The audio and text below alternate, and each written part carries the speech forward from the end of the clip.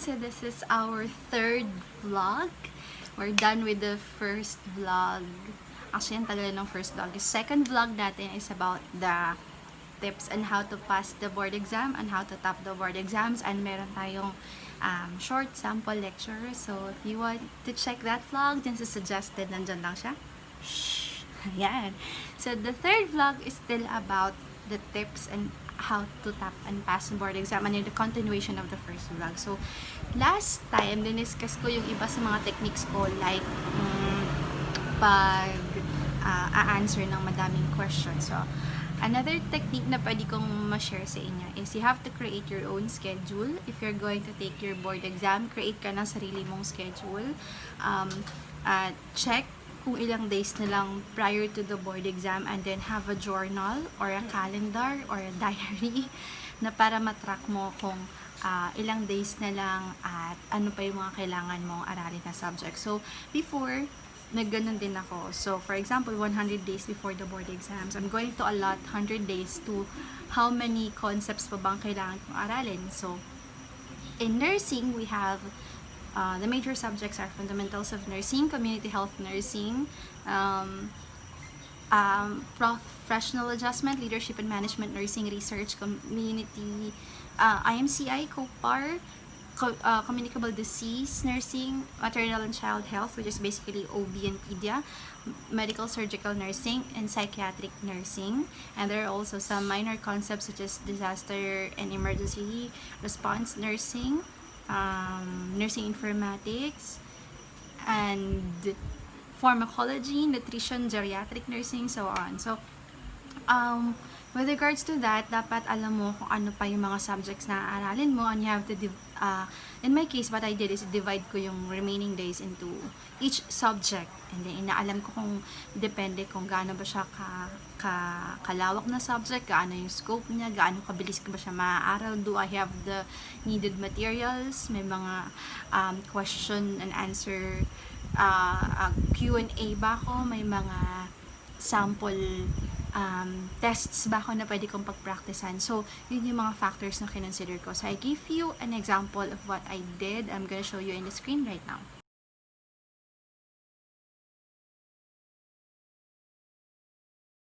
And on those days, I plan kung ano yung gagawin ko per day. Like, for example, aaralin ko ngayon yung chapter na oxygenation. I'm gonna study nutrition. I'm gonna study the theories of nursing. So, dinidivide ko siya per day, and after which, every after concept, nagsasagot talaga ako ng question, like 15 to 30 questions each.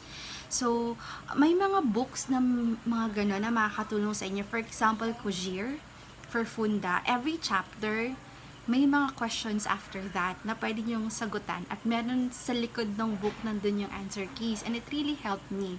Ano pa ba? Yun, isa sa mga technique ko, schedule nyo yung mga gagawin nyo daily para at least na ma-maximize nyo yung time, and you can use your time wisely sa pag-aaral. And also, don't forget to have cheat days. Okay, kung meron kang cheat day sa diet, meron ka rin cheat day sa review. So, kung may mga time na puro aral-aral ka lang, maglaan ka rin ng day kung saan you just have to, release your anxieties, wala kang gagawin but just to relax and do the things that you love. So if you want to eat, go eat. If you want to eat ice cream, if you want to go out, if you want to go out with friends, okay lang kasi parang cheat day mo yon. So allot some time for that. Okay, so we're done with the second technique. I'm gonna show you a lot more on the next vlog, but today, since nag-discuss tayo ng Beck's Triad before, dagdagan natin sa discussion natin. So, another triad ulit. So, marami pa kasi 5 yun eh. So, isa pala na-discuss ko before Beck's Triad. And today, we were going to discuss Charcot's neurologic triad. So, these are actually my way of studying things. So, sinishare ko siya sa inyo.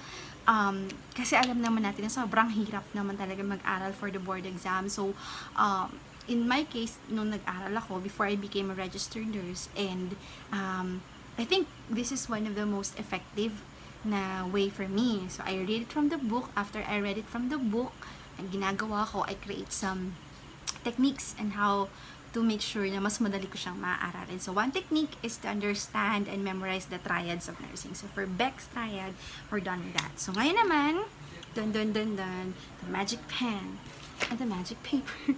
Sorry talaga guys, papunta pa lang, parating pa lang yung in-order ko. Sa susunod, mas okay na yung vlog natin kasi gagamitin na natin ang technology. So, ngayon, ito muna tayo. So, Charcot's Neurologic Triad. Charcot's. Okay, tingin ko alam niyo na to, pero sige, try nating alalahanin sa anong concept to. Anong system muna to. Siyempre, MS pa din to. Yung triads mostly, nasa MS. So, anong system muna? Cardio? Hindi. GI, may Charcots din naman sa GI, pero hindi, kasi neurologic triad. So, basically, this is for nervous system or neurologic system. Anong sakit? GBS, hindi. MG, myasthenia gravis, hindi. ALS, hindi din. This is for MS din, multiple sclerosis. So, multiple sclerosis. So, first, before we go to the triad, ano ba ang multiple sclerosis? So, multiple sclerosis is a degenerative disease, a progressive disease, a demyelination of the brain, of the central nervous system. So, demyelination, what does it mean? It means na nade-destroy o nasisira ang iyong myelin sheath. Okay. So, myelin sheath. O, sa mga, sa mga nag-aaral ng anatomy, sa mga nag-aaral ng anesthesia, ano ang function ng myelin sheath? So, the myelin sheath's function is to insulate the responses, to insulate the transmission of impulses para mas mapabilis. Kasi alam naman natin that the impulses are actually transferring from one neuron to another neuron, and para mapabilis yung impulses, there is the myelin sheath. Okay, may ginagamit ang katawan natin na myelin sheath, which covers the axon, no, para mas mapabilis yung impulses.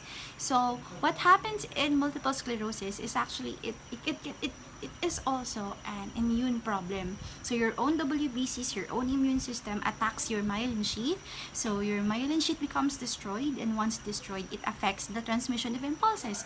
So, ano mangyayari sa iyo? So, all of your impulses, all of the neural impulses will be affected. So, what are the signs? So, masisira, okay, yung mga myelin sheath, and therefore your movements will be affected, your speaking will be affected, your walking will be affected, you will experience fatigue because of the immune problem. At the same time, there is a neuron problem. So it's the continuous demyelination, okay, that causes the fatigue, and you'll also experience muscle spasms kasi nagkakaroon na involuntary spasms yung muscles mo. Again, it's because of the demyelination, and a lot more. Like another sign is your optic nerve may be damaged, and because of that you may have double vision. Again, what is double vision? I can hear you.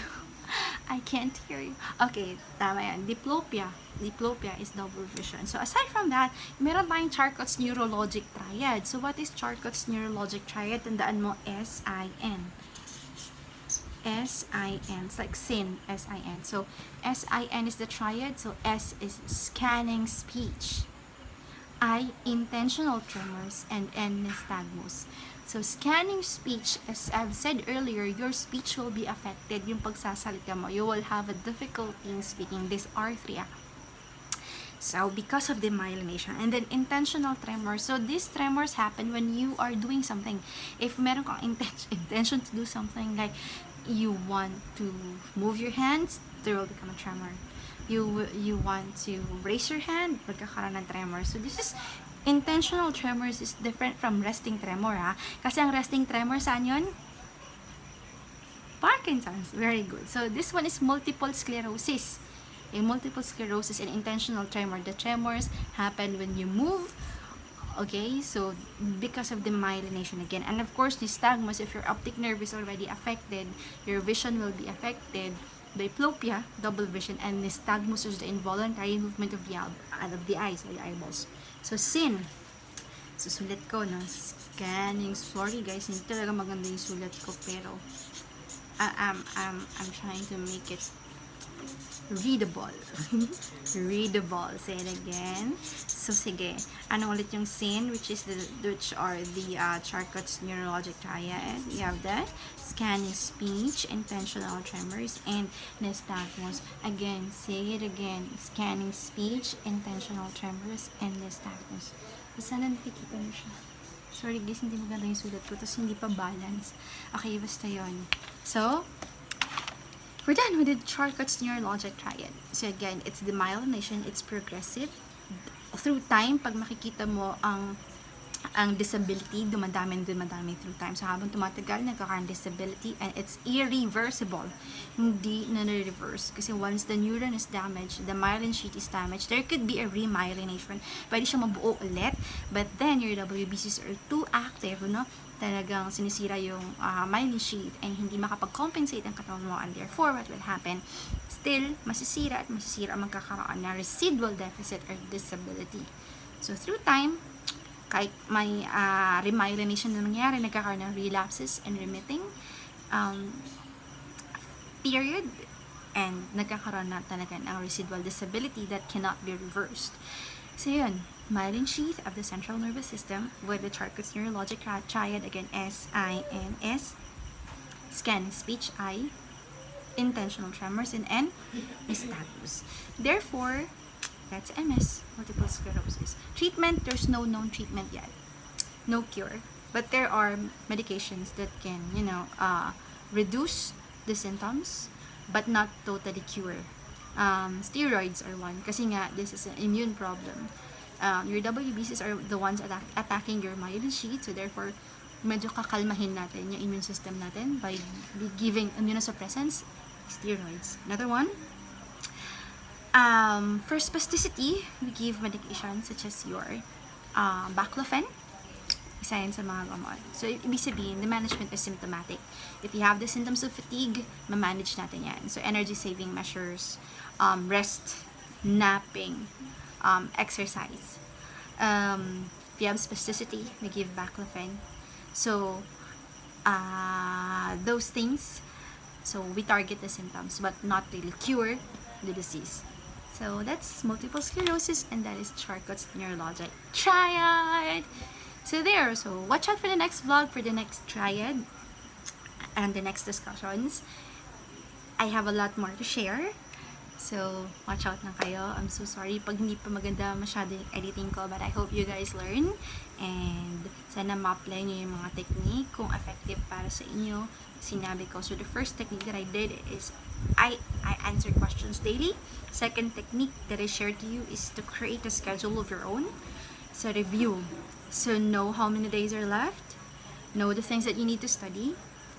And search for materials and references. And of course, thank you so much again to Genesis Review Center for helping me for all the materials. Kasi alam ko na legit yung mga materials, and then yung rationale are all coming from the book. So, with the right center that supports you, you will have the materials that you need. So, okay lang din naman mag-self-review. I'm not against it. Diba? Wala namang problema doon. As long as you know that your study habits are okay, effective sa yung pag-aaral mag-isa, you're very disciplined, okay lang din yon. So, but the benefit of having really a center that supports you is that yung scope na sinishare nila sa inyo, mga discussions and all the scope na binibigay nila is actually pinag-aralan na before ay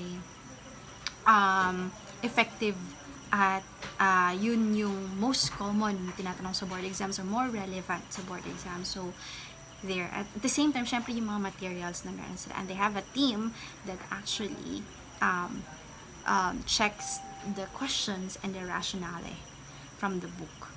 So, ayun. So, I want to thank Genesis Review Center for helping me and for sharing their materials to me during my review.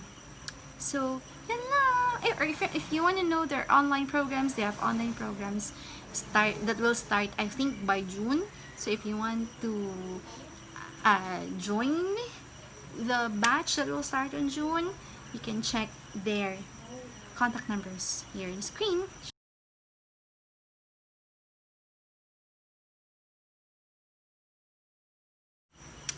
And that's it. Thank you so much for another session with you guys, and hope stay pa rin kayo at makinig pa din kayo ng mga susunod nating nursing topics and nursing tips. Bye-bye!